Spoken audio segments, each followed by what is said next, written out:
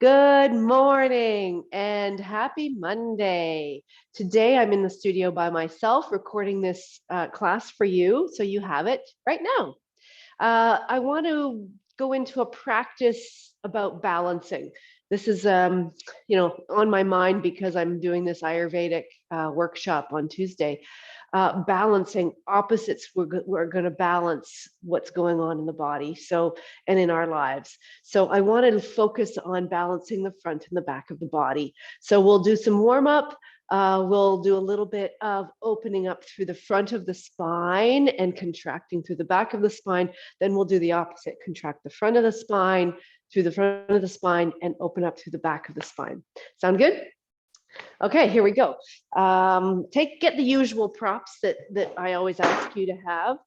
Maybe have a chair nearby, a couple of blankets, strap, and your 2 blocks, of course. There's my chair, just in case. Okay, Sawyer's in the studio with me, so let's hope he's quiet today. So stand on your mat. We're going to start standing and then we'll go down and do some movement down there. And I want you to just get a sense of your body as it is. So if you feel okay to close your eyes and just tune into how your feet are standing, how your feet are placed on the ground.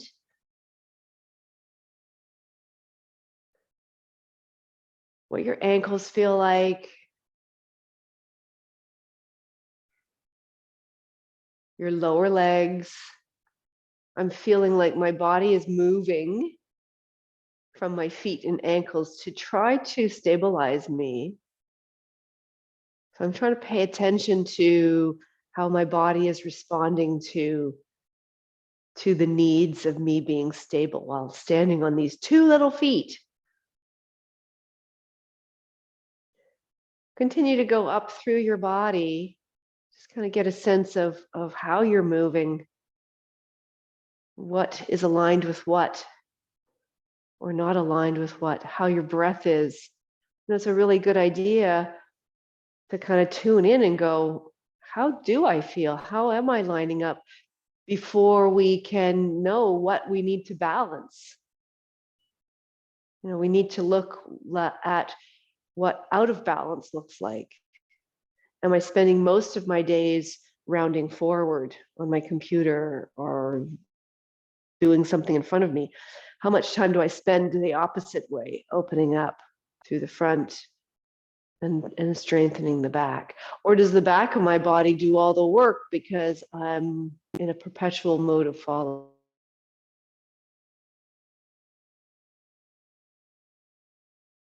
I find out. Think of this as a standing meditation, tuning in. And part of a meditation is noticing what's happening. And if you're going, oh, wow, this is really boring, you're noticing that this is really boring. You're not pushing it away. You're just noticing what thoughts arise, what feelings arise, what sensations in your body, what noises you hear. All your senses can tune in to this present moment and notice what's going on. Where's your weight in your feet? And then just start to sway. You can open your eyes if you want. I'm just going to sway from side to side.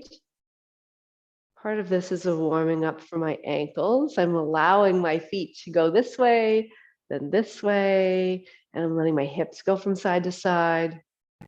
I'm going to add to this little bend in my knees to help me now circle. I want to feel like I'm circling from my feet. So it's almost like I'm drawing an outline on my feet. We'll go a few times in one direction and then change directions. Draw around the heel, the outside edge of one foot, the inside edge of the other foot. So someone was asking about my routine. This the kind of stuff that I do in the mornings. I start with my feet, start to make the connections, the fascial connections through my body, and just do a few kind of more random movements. You can bend one knee, you can bend both knees. Just start to feel the connection from your feet to the rest of your body. You can start to add in some arms. So really the best kind of movement, I think, in the morning is kind of an easy, free-flowing movement that you don't have to think too much about. Just let your body do what it wants to do.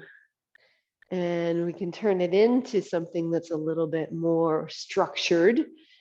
But honestly, the original or unique movements that your body, that's what we want to try to find first thing in the morning so we can encourage that kind of movement.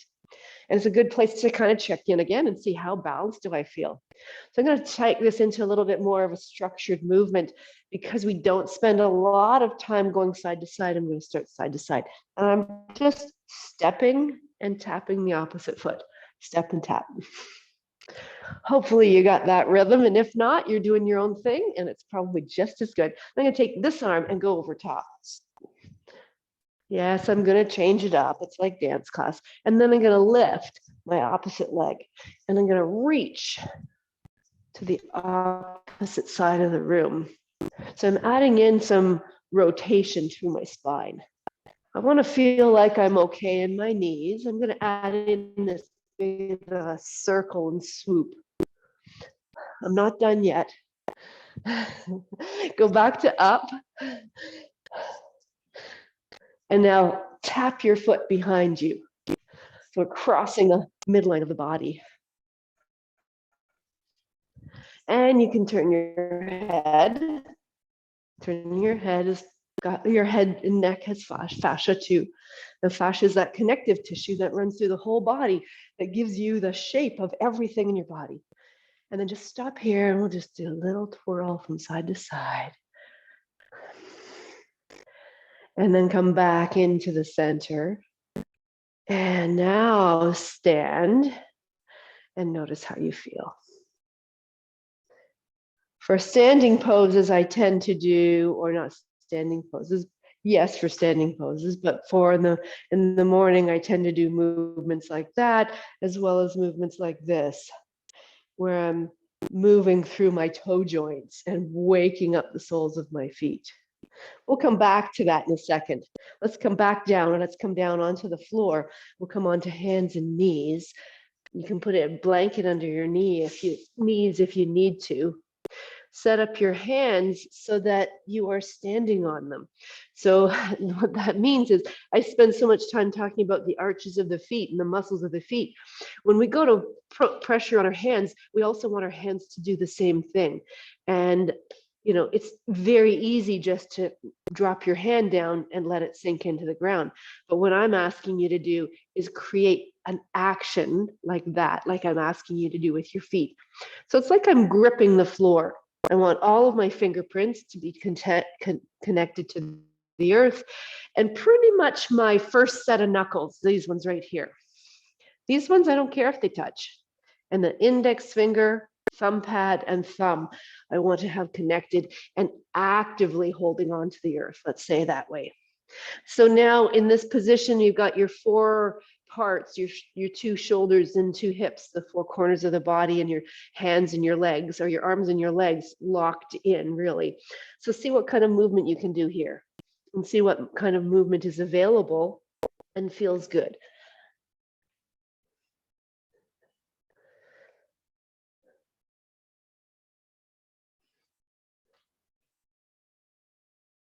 So if we're going to move into bigger movements that ask the body, the spine to move, it's a good idea to start loosening up, similar to what we were doing standing, but now we can focus a little bit more on the spine and the torso when we have the arms and legs kind of fixed into position here.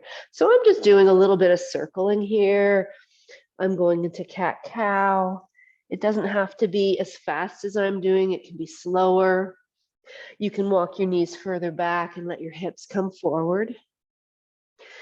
I'm looking for what's happening in my body, what feels good, what feels like, oh, if I go too far this way, I'm going to start to feel like I'm jamming in my back. I kind of look at the positions and places I take my body in terms of, could I sustain this? Could I hold this for any period of time? Is it putting something at risk when I'm doing that? I'm going to go into a little bit of belly down, back bend. So now walk your hands forward, come down onto your forearms and onto your belly. And we'll go into the Sphinx pose. So my legs are straight out back behind me. My arms can be, I'm on my forearms. You can have your shoulder and elbow in line. But if that feels like that's jamming your back, come back to that idea of, could I hold this for 5 minutes like this? You know, maybe not. So maybe I need to slide my arms a little bit further forward to lessen that. And maybe I need to activate a little bit in the front of my body, lifting my abdomen, my belly away from the floor. So you can kind of play with that. Just going to hold this for a few moments. You can create some action in your legs by reaching back as if you wanted to touch the wall behind you with your heels or your toes, whatever part of your foot works. And I want to try to relax my shoulders. Oh, I've been noticing lately, I've spent so much time with my shoulders tucked up around my ears. So I want to relax those down and almost act with my arms like I can pull my chest forward. Okay, a couple more breaths here, just letting the body adjust to this alignment. And then come all the way down onto your belly. Take your hands now and bring them underneath your front hip points. So these are called the ASIS. It's on the front of the pelvis right here. So here's the front of the pelvis.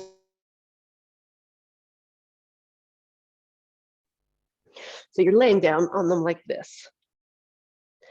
So bring one hand centered under one and one hand centered under the other. And then bring your forehead down to the ground, to your mat. So feel like when you're laying here, you can let your body weight rest. And you can let those hip points rest in the center of each palm. You can adjust where they are if you need to. Then, without doing anything else, lift your left leg up and bring it back down, and then lift your right leg up and bring it back down. And if you're feeling the same thing I am, as I lift my leg up, do it again on the left and then do it again on the right. As you lift each of the legs, I'm feeling that hip point on that side that I'm lifting my leg press into my hand. And it doesn't feel so good. So instead, the next step is create an action that allows you to resist pushing your hip bone into your hands. Does that make sense? So it's a toning of the core, basically. And as I lift my leg, so one of the ways to do a workaround or a cheat on this is to actually lift the pelvis away. But I want you to keep your pelvis where it is, lift your leg, and create an action with your body. So it's a toning of the low belly, maybe a little bit more contraction of the glutes. We did the glutes last week. So we're lessening the pressure.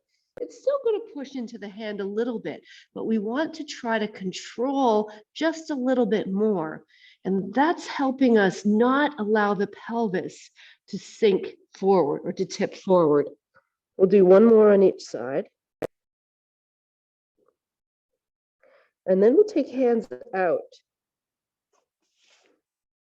Bring your hands beside you. So they're kind of beside my head. And now see if you can lift without your hand there and get the sense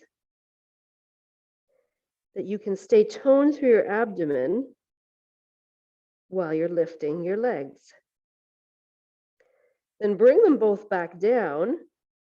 Bring your hands beside your chest. Lift your head away from the floor. Press down into the floor and pull back as if you wanted to slide forward and lift up. Notice if your hips press into the floor here and come back down. We'll do that 2 more times. Press down, lift up.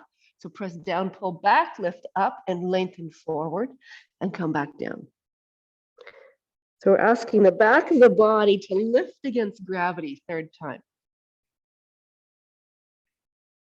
And come down. Okay. Part 2 is bring your hands to the back of your body. I've just got my hands resting on the back of my pelvis. I'm going to lengthen through the sides of my body. So watch how I do this. I'm going to go get long and then roll your shoulders back.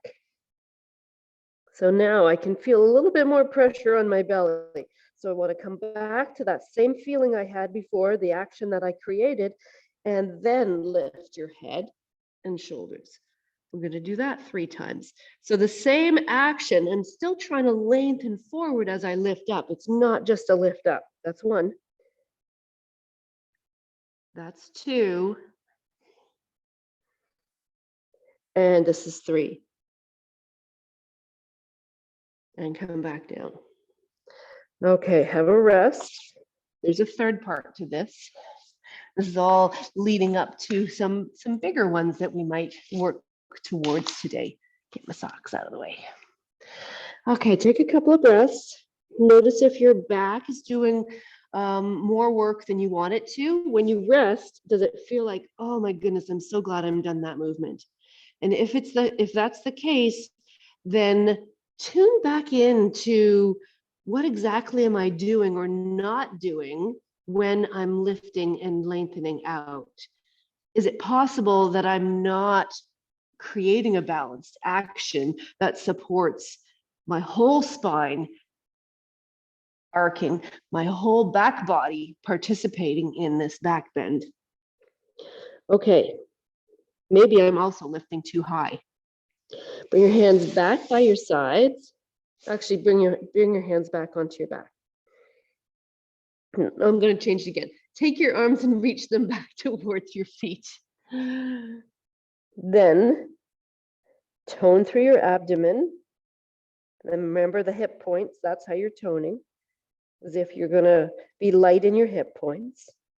It's almost like a narrowing of the front of the pelvis. If you could pull those 2 hip points towards each other, how would you do that? So then lengthen through the sides of the body like this, and then roll your shoulders back. Lift your head up so it's in line with your spine. Keep growing long. And now remember how we lifted the hip points, or we didn't let the hip points press into the hands, and start to lift both legs. Now pause for a moment and notice if your legs rotated outward. Turn them so that your knees face down, and then come back down. That's 1. Let's do 2.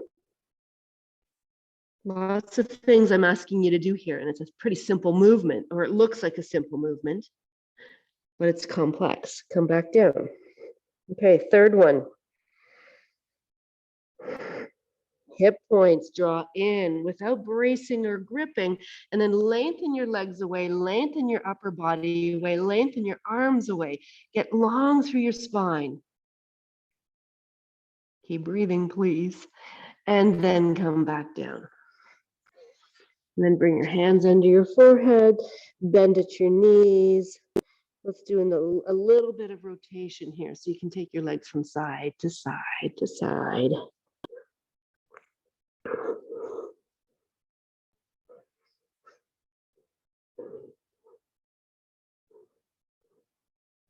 And then come back into the middle, hands beneath your shoulders, press down, lift yourself up. And I'm going to invite you not to necessarily go into child's pose unless you really need to. That's totally okay.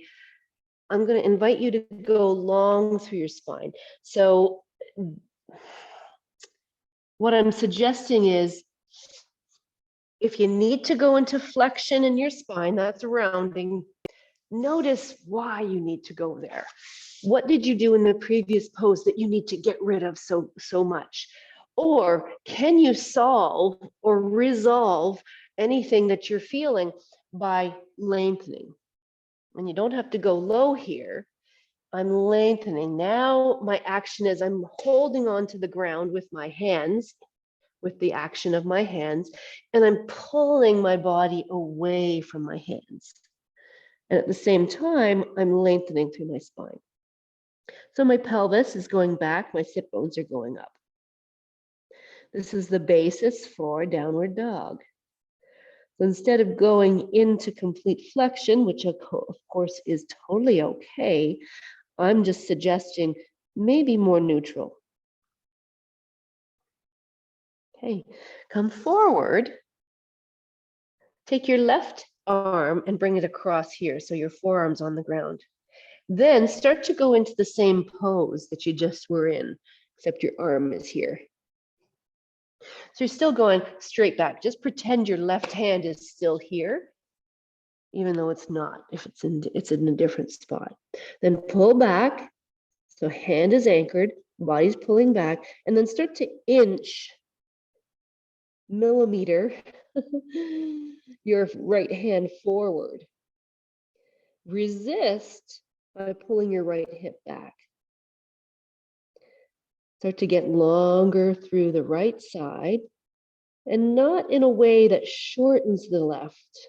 The left stays long, the right just gets a little bit longer. And we can breathe here into the side ribs of the right side. I just realized I was holding my head up and really working the back of my neck. So I'm going to suggest you drop your head. Much better. And then walk your fingertips back where they started, back where they belong. Come back up. Take your right arm across. Then find your half downward dog.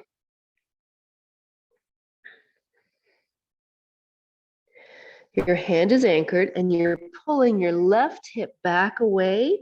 I'm not pulling it so much that I start to curve my hips over to the right though. I'm lengthening back on the right side and allowing the left, I'm lengthening back on the left side and allowing the right side to also remain long. Lengthen the back of your head. Breathe into the left side of the ribs. If you feel pressure in the front of your shoulder joint, start to lift your armpit away from the floor a little bit.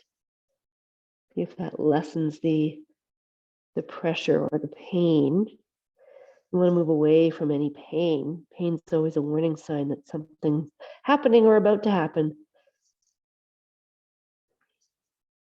Okay, then slowly come back up. Replace your hand on the ground. Are you ready for downward dog? Tuck your toes under. Create action in your hands. Take a breath in. And as you exhale, hover your knees above the ground. So hover is subjective. I'm going to say a hover is no more than an inch off the ground. And notice if you have a similar feeling, a similar action happening in your abdomen. And also notice instead if it's your low back and your bum is kind of sticking out a little bit. We want to stay a little bit more neutral between the rib cage and the pelvis and find that same toning. Okay, bring your knees back down. We're going to do that 3 times. Things are coming in 3s today. Yay! So it's important that you breathe. Take a breath in. Create the action in your hands, a little bit more hugging to the earth with your index finger and thumb. Next exhale, knees off the ground. It's also going to stretch the soles of the feet, which I don't have a problem with, but notice what you're feeling in your feet. Maybe that's why you're coming higher. Okay, come back down. You can also flip your toes over in between. We're going to do one more, and we're actually going to go into downward dog. Actually. Okay, here we go. Tuck your toes. Connect to the earth with your hands. Lighten the load in your outer wrist and put more weight in your thumb and index finger. Narrow your hip points at the front. Take a breath in. Exhale, knees off the ground. Push the floor away. That's going to help you start to engage a muscle along the side of the chest called the serratus anterior. It can often be weak and prevent your shoulder blade from moving properly. Okay, let's shift back into your downward dog. So we pivot around the shoulder joints. We move the hips, we move the knees. You can spend a little bit of time here bending, alternating legs. Be where you need to be in this pose and feel what you want to feel. And if you don't want to be in the full downward dog, you can come down onto your knees again. I'm going to bend at my toes, stretch the fascia of my feet a little bit. I want to become aware of what a long spine feels like. If I'm going to be bending my spine backwards and then forwards, I want to know what it feels like where it's in between the two. Okay, walk your hands to your feet. Did I fool you? Okay, bring your hands to your legs. Bent knees, rise up to stand. Come all the way up. I'm going to take you through some sun salutations, which we hardly ever do, but I thought maybe this is a good time to do it. Come to the front of your mat, and I'm going to suggest that you have some blocks here. I like to put my blocks actually right off the edge so that I don't take up any of my real estate of my mat. Because I want to be able to try to take a big step. And I'm about, I'm going to say, about 10 inches away from the edge of my mat. So come and stand. This poor guy, he's only got one lower leg now. The other one's in the house studying with me for reflexology. Come back to standing and maybe even close your eyes for a moment and check in like we did at the very beginning and see how your ankles feel, how your feet feel. You know, maybe your wrists, my wrists are really feeling like, or my hands, there's a lot of energy around my wrists and hands. If you need to, you can do a little shake out. It's not a bad thing. You know, just again, notice how much you need to get rid of the feeling, the sensation that you have. Okay, you can open your eyes and let's take arms out to the sides, lift them up, and then turn them and push away. So coordinate this with a breath. I'm going to suggest something crazy here. I'm going to suggest that you take a breath in here, or right here, and then exhale and bring your arms up. Inhale and take your arms down. So this is an exhale up and an inhale down. Just notice for the next couple of breaths what that feels like in your body to do maybe the opposite of what you think you should be doing. You want to move away from shoulds. There's no reason you can't do it this way. Okay, one more. Inhale. And then exhale, arms go up, sit back into an imaginary chair. Keeping your pelvis and your rib cage in the same downward dog alignment. Your arms can go wide, your arms can be bent, they can go out to the side, whatever makes your shoulders feel okay. Then keep bending, hinging at your hips, bring your hands to your blocks, lengthen your spine here. Bring your hands to the floor and step one foot back, then the other foot back. Go back into a downward dog. Come forward into plank. We can all do this from our knees for this one. Point your toes back. Bend your elbows. See if you can point your elbows backwards. Come about halfway and then push back up again. Oh, yeah. Did you go all the way down to the floor? Go halfway. Remember, we're doing things in threes. So notice when you're going down halfway, we want to engage the body, but we don't want to collapse the back of the body, especially between the shoulder blades. And then land your pelvis. Be in your cobra pose. And then lift back up, tuck your toes, come back into downward dog.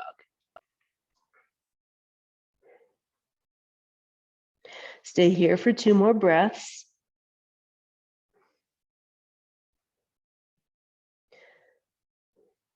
And walk your feet forward to the front of your mat. Bring your hands to your blocks, lengthen your spine, bend at your knees, take your arms out to the sides. You can choose here. Maybe it's an exhale to come up, which I like, an exhale to come up because it engages my core. Exhales are connected to the core. Okay, I'm going to switch it up a little bit. You choose whichever breath you want for your arms to go up. Come back down. We're going to bend at the knees, bring hands to your blocks or to the floor, lengthen your spine, lengthen your legs to the degree you're able to, hands to the floor. Use the other foot to step back first, and then step back again, downward dog. 2 breaths.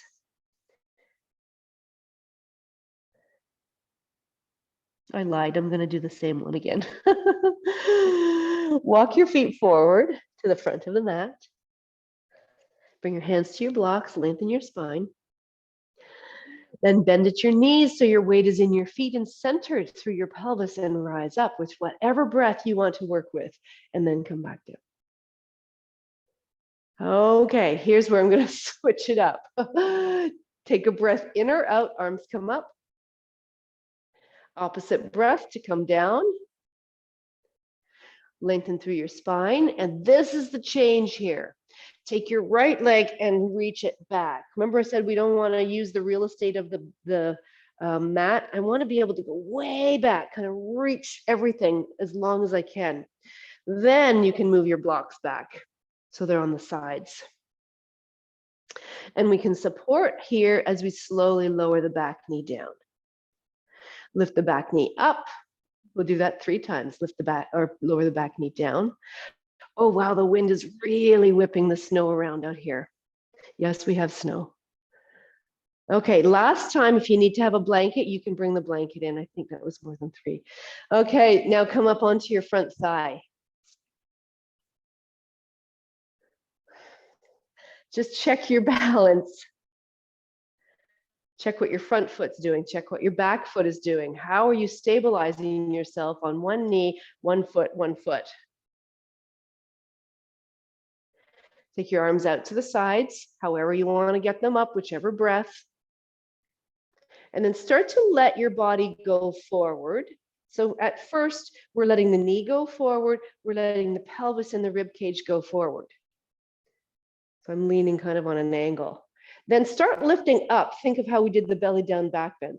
I want to lift up and I want to engage through my buttocks, my glutes on the right side as I'm lifting up. And I also want to narrow through the front of my pelvis. This is like the back bend that we did on the floor. It's one side. So I've let my body go forward, and now I'm lengthening up from my bum, from my pelvis, really from the back leg. And then bring your hands back down. Step forward, bring your blocks forward, lengthen your spine. Step back with your left foot way back, reach way, way, way back. Then move your blocks back. I'm letting my foot even slide a little bit. And then 3 times, maybe 4. Just moving through the movement to kind of prepare my hips for what they're going to do. You can see too, I'm trying to avoid really rounding through my spine like this. I want to try to stay as long through my body as possible. Okay, I think we did 4, so this is the 4th one. Knee lands, you can pat it if you need to, and then bring your hands up on top of your thigh. Stay here, notice what is balancing you. What is holding you here? And breathe. Okay, so now we're going to let the body shift forward. And what I mean by that is, it's like I'm leaning. I'm starting to go into a forward bend. I'm letting my pelvis tip forward. And I'm checking the relationship between my pelvis and my rib cage. Then I lift my arms up, either in breath or out breath. I want to narrow the front of my pelvis. I want to have that same feeling. Remember when we lifted the legs? That's what's happening on the left side. And I'm lifting up and back, or sorry, up and forward. No, maybe it's up and back. So I don't want to just go back, because that was the lifting away from the ground. I want to keep reaching up towards the sky. So I'm arcing from here, lifting up. One side at a time, so I can check in to see what's one side doing differently than the other. Does it feel different? Breathing is good. And then come back down. Okay, take your right leg back. Let's come back into a half downward dog again. As you're moving into half downward dog, feel free to go into a full child's pose or a full downward dog. I just want to double check that I'm recording and get a sip of my fennel water.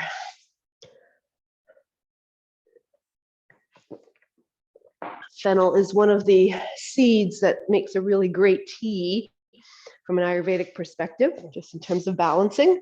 It will balance all constitutions, along with, so fennel, coriander, and cumin together. Boil water, put them in a tea ball, and it'll help to balance your constitution, whatever it happens to be, if anything's out of whack.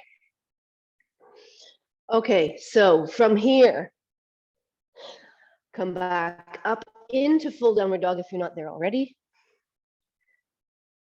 Look forward to your hands and step your right foot forward. It might only get this far. Take hold of your ankle and pull it forward the rest of the way. Turn your back foot so it's not turning out to the side, it's still turning forward, somewhat forward. And it's on its own side, and then come up. So a warrior one pose. Check to see the distance that you have your feet. You can adjust your back foot. If you find your heels not getting down, one of the things that you can do in a warrior one pose is bring a blanket in like this and let your heel sit up. Maybe it's a double fold. It takes a little bit more time and organization to put something under your heel, but aren't you worth it? That's what I think. And then you have something to press into. So blanket or no blanket, it's up to you. Then we take the front leg and we bend it. We want to do the same sort of thing in the pelvis. As we bend the front leg, you can let your pelvis go forward. That's the easiest thing. And then I'm lengthening my spine like downward dog. But then like the back bends, I want to engage to the front of my pelvis. I want to feel like I'm not going to let this hip point press forward, because that's what it would do. If I just lifted up, this hip would go forward and I'd jam in my low back. So it's the same as from the beginning. I want to have some connection to the front of my body. When I lift my arms up, I want to go back, but I also want to keep lifting up. And I want to resist letting this hip point go forward.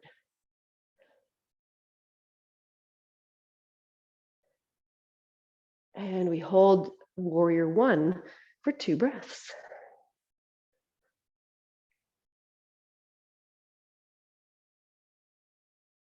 An opportunity to squeeze your left glutes and then come back down. Bring your hands down to the ground. You can move your blanket out of the way or just leave it there. Yeah, put your heels on it. What a great way to do it. And then step your left foot forward. Take hold of your ankle. I realize this is not the easiest way to get into this pose, but sometimes it's good to challenge ourselves and say, oh, can I get into it this way? What is stopping me? What's balanced, what's not? I promise I'll get to the part where we go into the forward bends and start releasing the back of the body, but we want to engage it and make it strong first. So here we go, warrior one, blanket or no blanket. I've got my foot down, both of my feet are on their own sides. I'm not crossing this leg behind me. And my toes are turned to the degree forward that I need them to bring my body into a rotation so my shoulders can be this way. Very often I see this back foot turned out and people like this in the pose sideways. We want to turn the shoulders this way. So let's start at the foot, get that rotation happening. Then once we're here, okay, I can do this. Bend your knee and lean your pelvis forward. Pelvis and rib cage and head are in line. Then this is the hip point that wants to go forward and arch in the low back. We want this to be something that happens through the whole spine. So then start to take your arms forward and up. They can go as wide as you need to. And then lift up from your pelvis. Keep lifting up as much as you're leaning back. Because the leaning back is the back bend part. Engage here, gluteus maximus. Keep your front knee bending. And breathe, please. Watch how much you're lifting your shoulders up around your ears. So you can go wider if that's happening. With the rotation with a back bend. Okay, I think that's good. And then slowly come back down. Step back and let's lay down on our bellies. I got one more to do here before I take you into the forward bends. So lay down on your belly. You can bend at your knees and let them go from side to side like this. Again, I'm suggesting not going into a forward bend unless you really feel you need to. That means child's pose, something more neutral. Just notice if you can come and lay on your belly. And of course, I want to say, I'm not judging in any way if you go into a forward bend. I'm just saying, or child's pose. I'm just saying, notice why your body wants to do that so much. Go ahead, by all means, go ahead. If you don't need it, or if you're willing to try this, be in this neutral position and let your body respond while lying here. Notice what the front of the body feels like against the ground. Notice what the back of the body feels like. It's been working. The front of the body's been working. More of the core has been working, even though I talk about the front hip points. It's what's behind that. I guess that's the front of the body still. Front of the spine, back of the spine. Yeah, Sawyer said, yeah. This is where you might need, this next one, you might need a strap. This is not an easy one, easy pose to do. So if you take your strap while you're getting it, kind of watch me, and I'm going to create a loop in it and put it around my left foot. So it's there. Then I'm going to bend my left leg and make sure it's still attached. I also know that my leg could probably go way out to the side like this. So I want to bring it in as if it's laying right beside my other leg. I want to stay centered in my pelvis, not lean over to the right side just because my leg is bent. I'm going to pull this over my shoulder and my strap has now shifted to my ankle, which is okay. I'm fine with that. So this saves trying to go around and hold this way. I'm going to pull it over the shoulder and then maybe even overhead like this. Keep it more to the left side though. Relax your foot completely. I'm on my elbows and I've walked them forward towards the front of the mat. So I'll pause here for a moment. Make your right leg active. Narrow the front of the pelvis. So remember, we don't want to be pushing the hip point forward. And then start to lift your left thigh away from the ground. Now, if you lift it and right away you feel jamming, you're probably lifting too high. So just lift a little bit and see if you can hold your leg in that place. Reach your knee away from you. Press your ankle into the strap as if you wanted to push the strap away. Then see if it's possible to lift your elbows away from the floor. I'm only going to do this one side at a time. Right leg is stabilizing. You can kind of play with lifting, moving the two ends away from each other, kind of lying down dancer pose. Left gluteus maximus is engaged. Stay as long as it feels like it's working for you. And when you're ready, slowly come back down. I'm keeping it a little bit shorter because we've got two sides. Then let go of the leg, rest on your belly for a breath or two. If you're talented, you might be able to slide your other foot in, take that first foot out and shift your strap to the other side of you. You have to go underneath you probably. When you're finished resting, of course. You put it over your shoulder. Bend at your right knee. Keep it around your foot until you get here. And then when it's around your ankle, you can press your ankle away from you to hold it in place. Then, before we get too far into it, legs are parallel. Find the same action to engage through the front of the body to help keep the low back safe. That's why we're doing it. We're trying to prevent the pelvis from tipping so far forward at the top that it jams the low back. That's a cause and effect. So the left leg becomes active. It's your part of your foundation. And then the right leg pushes away. You can bring the strap over your head, keep it closer to the right side, and then start lifting up your right thigh to the degree you're not feeling jamming in your back. You can see about lifting your hands away and holding onto the strap with both hands, and you pull forward and up. So both my hands and my feet are moving away from each other first and then lifting up. Keep long through your neck. Left leg is anchoring you. Does this make sense? This is like a half of a bow pose. I think there's a name for this pose too. I can't remember what it is.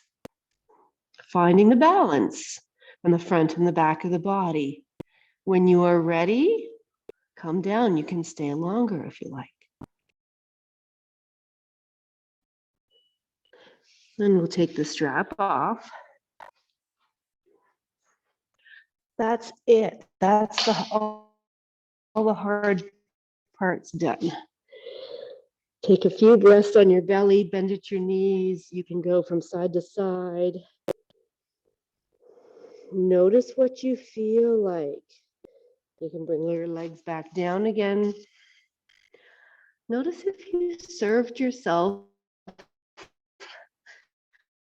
or you were just so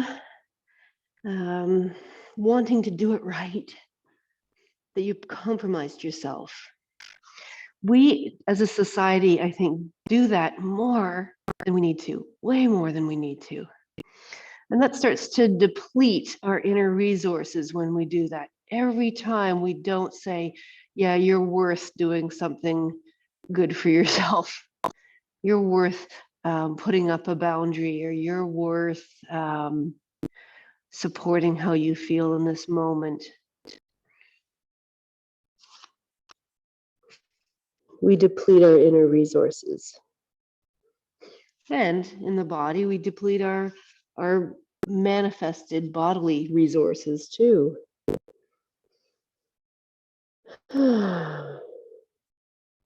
Okay, so let's shift. We'll shift back up again. We'll do either full downward dog or half downward dog. So we move from that to an extended spine.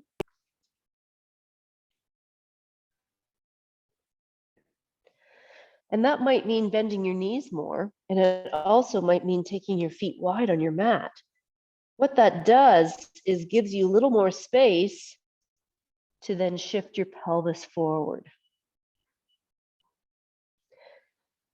Let your hands be hands. Let your hands act like feet and let them be active. I know it's a bit of a foreign concept. This is a tough pose to be in, not a resting pose by any means. Okay, then walk your hands back to your feet. Bring your hands to your thighs and slowly come up.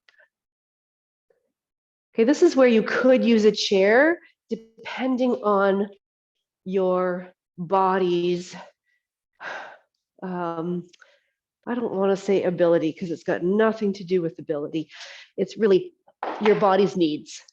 So I might bring a chair in if, for example, if I come forward and I can't reach the floor without really reaching for the floor.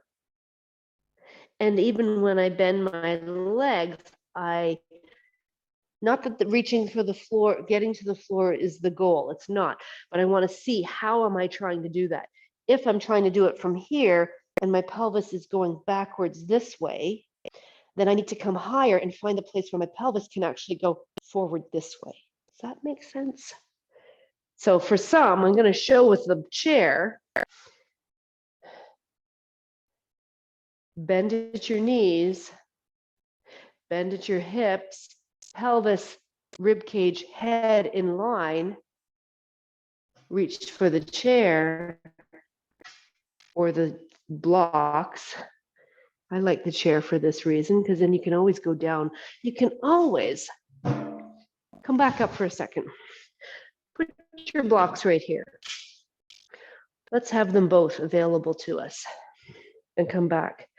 Set your feet up the width that you think you need to be able to get your pelvis to roll forward. So it's rolling over top of your femurs. That's what the idea is. Your legs are like sticks and the pelvis is rolling over it.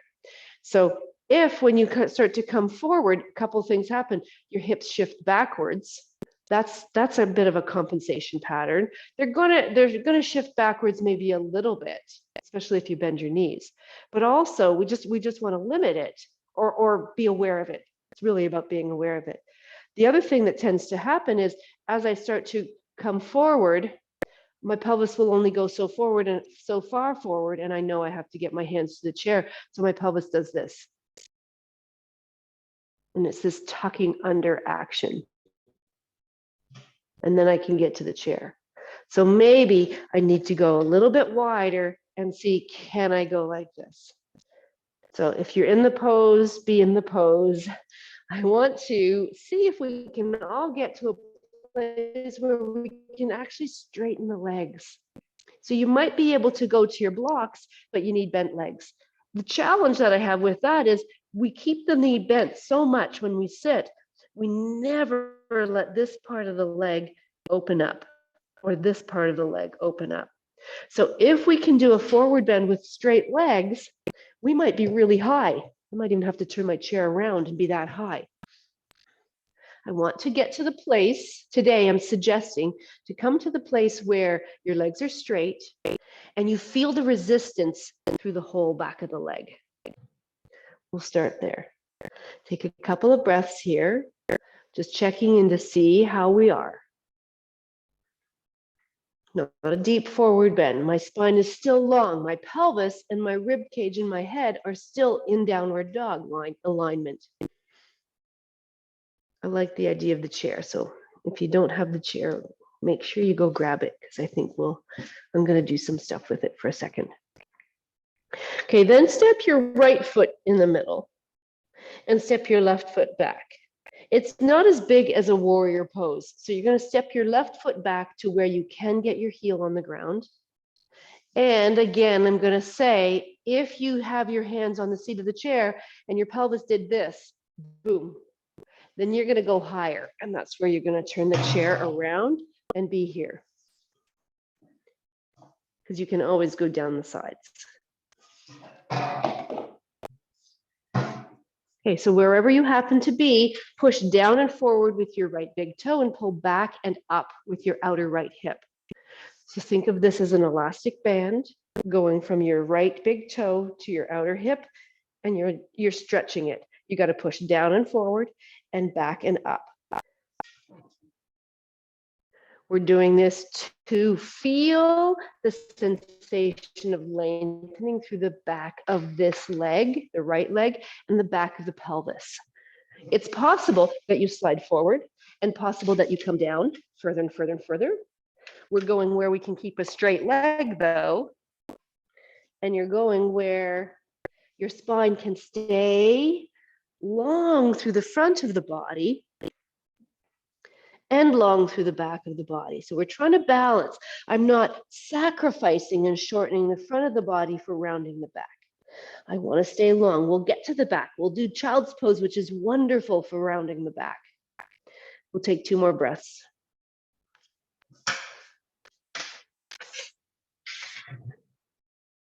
Lots of choices, but you have to choose the one that works for you, not do the one that I'm doing because you think that's where you should be. Okay, step forward, change feet.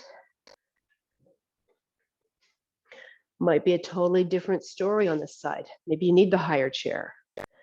Left big toe base pushes down and forward, like you're trying to send it forward. And the opposition to that, or the reciprocal action opposite to the opposite side, is hip is going back and up. So down and forward, back and up. Opposites balancing. Woohoo, go figure, it works with the theme. I want my whole back of my leg to feel like it's lengthening. Be mindful about what's happening in your knee. If you have a tendency to hyperextend, think more of lifting up and through rather than pressing your knee back. And then come to where you can stay more neutral with your spine. I'm not saying don't avoid flexion. You can go flexion. Do you need to, first of all, just yet? We're releasing sequentially through from the lower heel all the way up. Lower heel, back of the heel is what I meant. Oh my goodness, Sawyer. What did I say? He's not really helping me too much. Stay as long as it's serving you. If it's not serving you, remember the 5-minute rule? Could you stay here for 5 minutes? Be where you could. And then make your way back. Okay, so now, I think we'll do, since we have the chair, we'll do a seated child's pose, which I love. And I'll show you why. Now we can take the hamstrings out of the picture for a moment. Then we'll do a standing seated or standing forward bend. We can sit close to the edge of the chair. I can move that way I have room to move my sit bones back as I start to lean forward. Remember how we did this in the lunge? Pelvis, rib cage, head as I lean forward. Then I'm going to give myself permission to let this part of the body right here, my low back, get longer. If I need to go wider, belly needs to have some space, pelvis needs to have some space, I'm going to go wider. I can also go further here. As I go into this, I want to be aware of where I'm moving in my spine. If I come here and I'm still doing that reaching, and I'm only moving through my upper back, can you see my upper back is rounded? Then maybe I want to get somewhere where I can actually get like an opposite action. I can get this part to move. That's what I'm looking for, is the lower back. The whole back in particular, but yes, starting with the low back moving. Here's one option. Another option, if you have a chair, is to reach back for the legs, or if you have a chair, a folding chair, the rung or the legs. But again, not at the cost of the front of the body shortening. The front of the body, we still want to be long. Think about like in a child's pose. Roll your sit bones back towards the chair.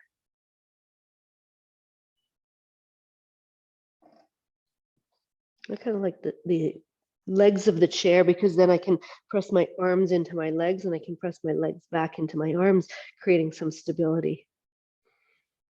I'm going to try to lengthen through the front of my body, lessen the upper back curve and create a little bit more flexion in my lumbar. I'm going to try to have an evenness through the back of the body.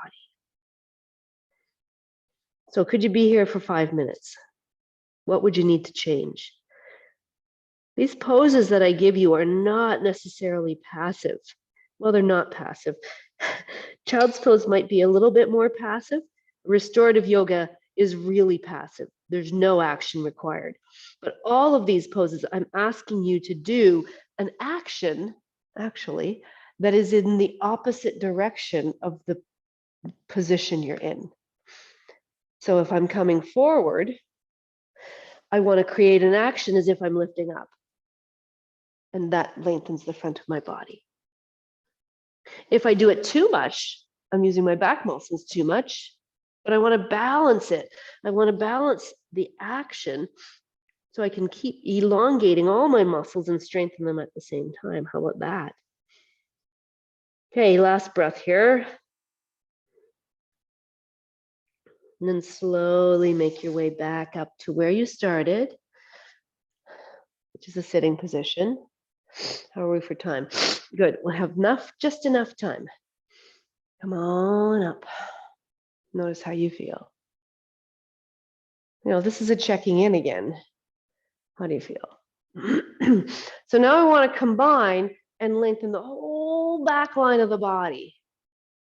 So again, we'll use the chair to start, but this is where you can bring your blocks back in. The ones I knocked over. Maybe they're down here. Maybe they're here. Depends on you. Start with coming into the pose, bending your knees. Bending your ankles, bending your knees, trying to stay centered as if you're just taking an elevator down. Then start to hinge forward like we did in the lunge, pelvis and ribs stay in the line. Reach for the chair. Then move to a place where you can stack your hips over your feet. Now, I see this a lot. If your hips are back, you might need to go higher. Maybe your blocks come up on your chair. You have that height, and you have that height, and you have the back of the chair. So you've got lots of options. So don't tell me you don't. Wherever that happens to be, I'd like you to go there. Backs of the legs, lengthening. Heels drop towards the floor. Sit bones lift towards the ceiling. Then you can start to let this part of the body round, just like what we did in the seated forward bend. And maybe this is as far as you get. Maybe you're on your forearms. Notice if your legs are starting to bend. Not that it's a bad thing, and I want you to know you can totally bend your legs if you want. But just see where you can be, where you don't have to worry about that. That doesn't have to be what you're doing.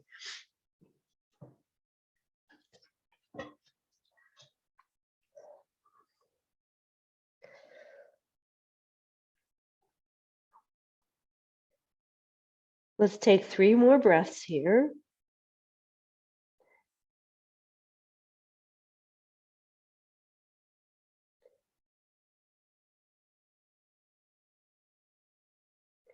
This is meant to be a lengthening of the whole back line of the body. So if you're feeling more of a tug somewhere than anywhere else, yeah, go ahead and do a little softening around your knees, maybe you're wherever you're feeling it. This is where you get to can play with the controls. Then slowly make your way down. Well, maybe we'll come back up to move the chair off. We're going to do a rotation before we go into Shavasana. So feel free to put your socks back on, have your pillow nearby. So we've done some back bending. We've done free flowing movement, organized movement, some back bending. controlled back extension, I'll call it. And we've done some forward bending, controlled forward movement. Then rotations can be neutralizers. So take your arms out to the side, straighten your left leg. Lift your right leg up, pull your left hand across to the outside and pull your leg across your body and let it keep going. Bring your right arm with you and roll completely on your left side. I know this is different than the way a lot of people teach it, but I swear by this. If you want to neutralize the muscles you've been working with, this is such a great way. Let your leg come down and then hold it there. Bring your right hand behind your head and then roll back onto your hand. If that feels too low, you can always bring in a pillow, be a little bit higher. It does serve a purpose sometimes to keep your shoulder blade on the ground and resist, but I want to go in a different place. I want to stabilize the low body, the low back and pelvis, and I want to move around the thoracic spine. So this is it. This is the pose. Stay here and breathe. If you want to adjust it for you, for what you need, go right ahead. I'm just making a suggestion. And sometimes it's something different than what you know. I'm inviting you to try something you don't know. You just might like it. You also might discover, you know what? No, it doesn't really work. But go into it with an open mind.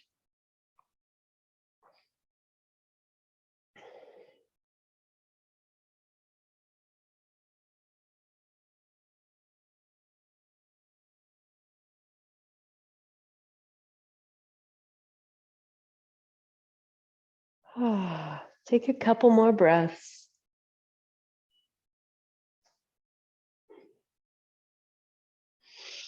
Stay a little bit longer if you need to, if you love it. We do have the time.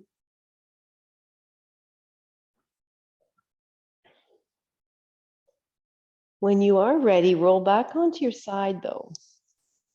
Kind of come out of it the same way you went in, but reverse. Then push off, roll back onto your back. Stay on your back for a moment. And you can, on your back, be in Shavasana. So I'm looking for symmetry before we go to the other side. You can be in Shavasana. You can bring your legs in. You can do a happy baby.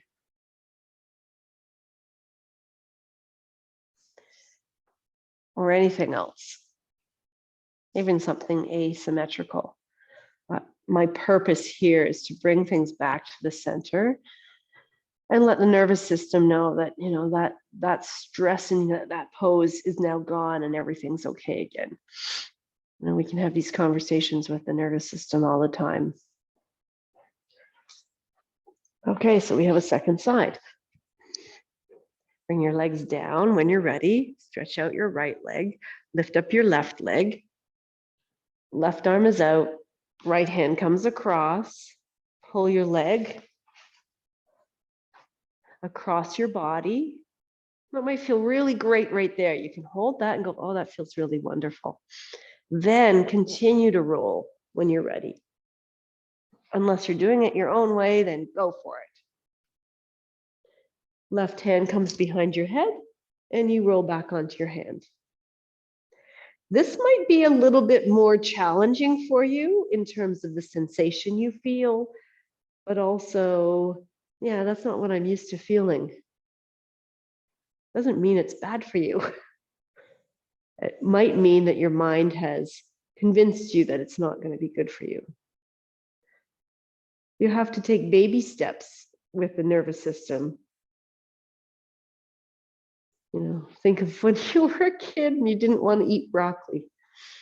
Actually, we didn't have broccoli. Didn't want to eat peas. Oh my goodness, I did not want to eat peas. I smothered them in ketchup.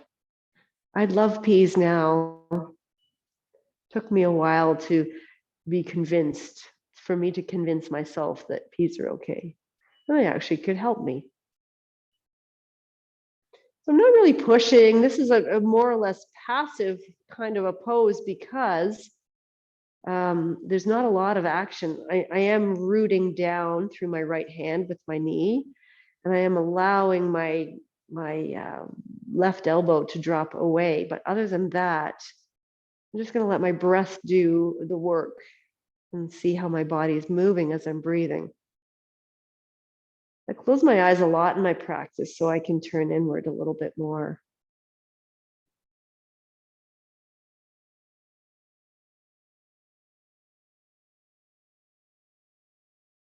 It's not to say you can't do your practice with your eyes open and be aware, learning how to be in the present moment. So now we're balancing what we did with the rotation on the first side to the second side. This side feels just like it's resisting more. So I might want to stay here just a little bit longer. Yeah, my breath is I'm not going to say it's compromised, but there's a little bit of a challenge. I want to breathe into places that I might not normally get breath into. So I create a shape like this to do it. And then I can say, okay, breath, go there. And I direct it there consciously.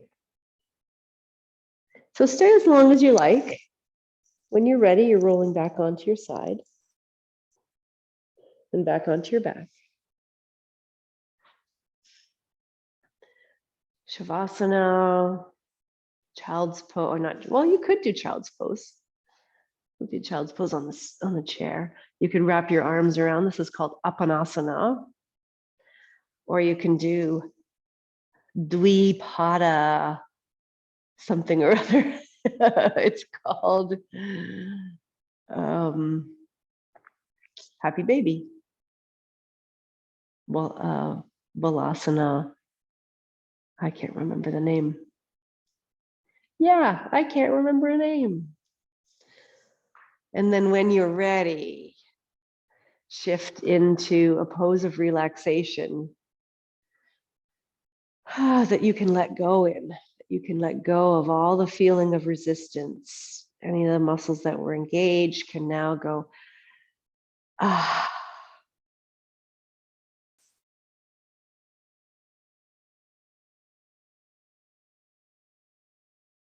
Take some time to unhinge your jaw and consciously scan through your body to see what else might be holding on, like the jaw often does. Buttocks sometimes, that's what I find. And let your face soften. We have so much expression in our faces. Sometimes we forget to let them just be quiet. The muscles be quiet. Your eyes can sink away from your eyelids. It's really a suggestion to them, not an action. Softening, melting, releasing, being present.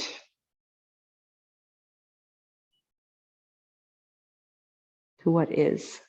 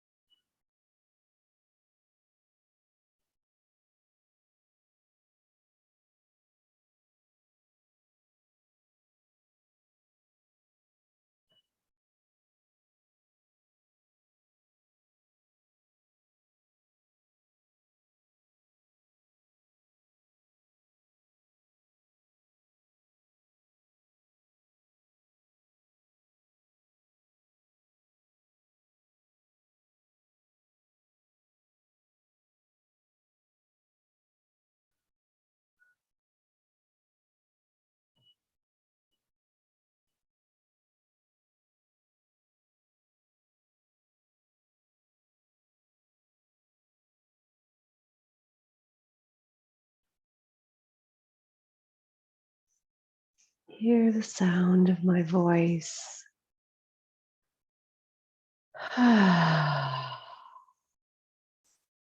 Check in to see how you are feeling. Did you balance the front and the back of the body? Sides? Do you feel happy in your skin? Is it a pleasant experience to be where you are?